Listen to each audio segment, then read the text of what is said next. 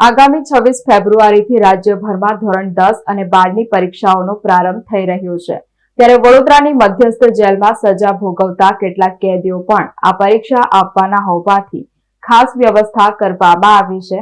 આ વખતે વડોદરા સેન્ટ્રલ જેલમાંથી ધોરણ 10માંથી 8, ધોરણ 12માંથી 4 અને દાહોદના 2 કેદી એમ કુલ મળીને 14 કેદી પરીક્ષાર્થીઓ પરીક્ષા આપશે। ગુજરાત માધ્યમિક અને ઉચ્ચતર માધ્યમિક શિક્ષણ બોર્ડની આગામી 26મી ફેબ્રુઆરીથી ધોરણ 10 અને 12ની બોર્ડની પરીક્ષાઓનો પ્રારંભ થઈ રહ્યો છે ત્યારે વડોદરાની મધ્યસ્થ જેલના કેદીઓ પણ આ પરીક્ષા આપવાના છે। આ પરીક્ષામાં વડોદરા મધ્યસ્થ જેલમાંથી 8 કેદીઓ ધોરણ 10 અને 4 કેદીઓ ધોરણ 12ની જ્યારે અન્ય 2 બહારની જેલના કેદીઓ પરીક્ષા આપવાના છે ત્યારે વડોદરા મધ્યસ્થ જેલ પ્રશાસન દ્વારા પણ આ કેદી પરીક્ષાર્થીઓ માટે જેલ સંકુલમાં ખાસ વ્યવસ્થાઓ ઊભી કરવામાં આવી છે। પરીક્ષા આપનાર કેદી પરીક્ષાર્થીઓને પરીક્ષા આપવામાં કોઈ તકલીફ ન પડે તે અંગે જેલ અધિકારી દ્વારા ખાસ ધ્યાન રાખવામાં આવ્યું છે અને તમામ તૈયારીઓ કરી દેવામાં આવી છે। આ વખતે 10માના 8 કેદીઓ છે અને 12માના 4 કેદીઓ છે, દાહોદના પણ 2 કેદીઓ, એટલે ટોટલ 14 જેટલા કેદી ભાઈઓ છે એ એક્ઝામ બોર્ડની આપી રહ્યા છે। એમના માટે આપણે ખૂબ સારી વ્યવસ્થા પણ કરવામાં આવી છે।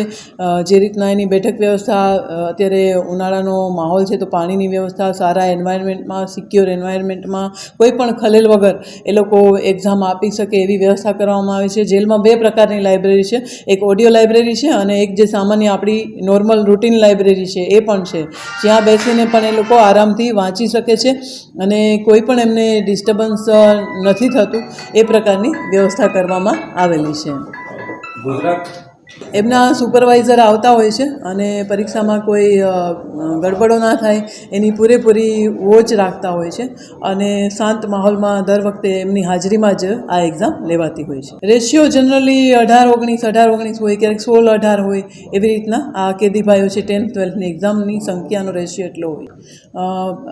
અગાઉ પણ ઘણા બધા છે ઇગ્નુમાં એક્ઝામ આપી છે, કોઈએ બાબા સાહેબ આંબેડકર ઓપન યુનિવર્સિટીમાં એક્ઝામ આપી છે, ઘણા લોકો એમની ગ્રેજ્યુએશનની એક્ઝામ આપી રહ્યા છે। એક ડૉક્ટર પણ છે કે MBBS થયેલ છે અને આગળનું એમનું MDનું પણ સ્ટડી ચાલુ છે।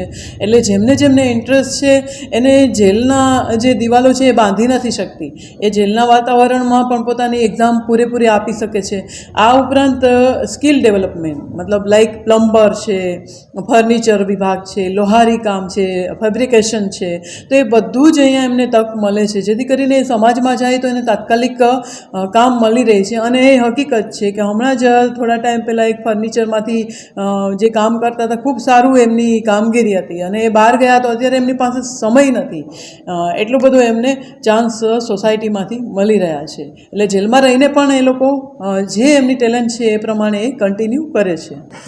સજા તો એનો જે રૂલ્સ ને રેગ્યુલેશન છે એને ફોલો કરવાના જ હોય છે, એને સજા પૂરી જ કરવાની હોય છે, પણ સજા પૂરી કર્યા પછી એમની ઉંમર, એમની લાયકાત, એમનું મેરિટ, એ ઘણી બધી સંભાવનાઓને આવરી લેવાતી હોય છે ને એ પ્રમાણે એને ચાન્સ મળતો હોય છે।